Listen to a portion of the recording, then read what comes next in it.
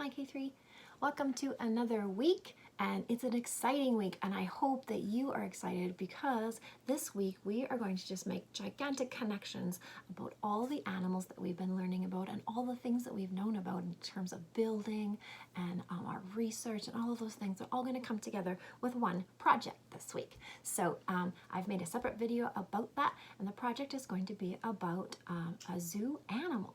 So I think you'll enjoy that, and I'm pretty excited about it. So I can't wait to see what you guys make. Now, one thing that you have to keep in mind is that we have been learning about animals, and it does seem that all the animals, no matter where they live, need the same thing. So I made a little chart, and they all need sunlight. They all need air. They all need food, although it's often different types of food, right? Everything that's alive needs water and shelter. And really important is people to give love and care. Now, we talked about how people take care of pets and how they take care of farm animals and how they take care of wild animals, which is a little bit different for each of those, right? And there are groups of people that it is their job to take care of animals. Have you ever heard of conservation officers? Well, a conservation officer has a uniform that looks like that. You can see he's in the Rocky Mountains because this is an Alberta conservation officer, and their job is to look after the wild animals and the plants and the water. Their job is also to help people remember the rules about taking care of the plants, the water, and the animals. So conservation officers do a really important job, and they basically take care of the animals that are in the wild still. Now, there's another group of people that take care of the animals that are in a zoo, and I think you're pretty familiar with zookeepers. This is a zookeeper that that works at the Calgary Zoo, and her job is to look after the help with the gorillas, so that's a pretty cool job. And she has to keep everything in mind that an animal would need as if they lived in the wild, and so I think it's kind of hard to do that job because you know, all the space we have for our wild animals that live, like the deer and the rabbits and the foxes and things like that. I think it's harder to make a special spot for the animals that are living in captivity or in the zoo.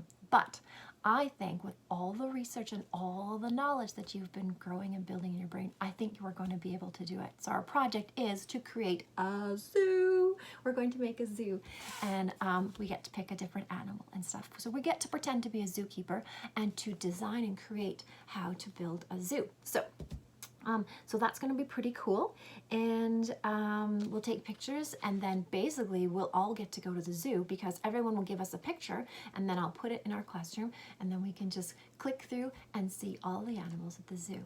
Okay, now our new letter this week is letter X. Big and little. I think you've all known X right from the beginning. X might mark the spot for you when you're doing your design for your zoo enclosure. So you might want to put a little X on your design map for where you want the food and where you want the water and the little bed or the little shelter that your animal will need. So X is handy for that. And X says X, you know that.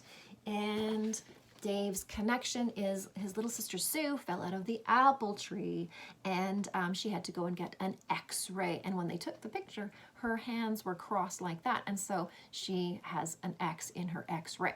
So that's the connection. I don't think you'll need to make too many connections. What might be tricky is to find words that start with X. So Xbox does, and we'll be looking for words that make sense for our journal, right? But X is often the last sound. So here's an example of that. I've got my little fox, and I've got some wax. That's some Scentsy wax. It smells delicious. And this is a box. It's full of Google eyes for some reason. Now, something else that might be cool for your journal story is a T-Rex. T-Rex. So I kind of am thinking about him for my journal. So you can think about those ideas and let your brain roll that around. I clipped in a drawing, so you could draw a T-Rex if you want to this week. For a little bit of practice, so that will be fun. Also this week you will be doing some measurement again, but not how tall, not how long, not how heavy, but how full, how much. We're going to measure some liquids. Capacity is what it's called. Mrs. Wedman has put together some pretty cool things. You're actually going to be measuring snacks. So what could be better than snacks, right? Measuring is really important to make sure everyone gets the right amount of snacks. Not too much and not too few, right?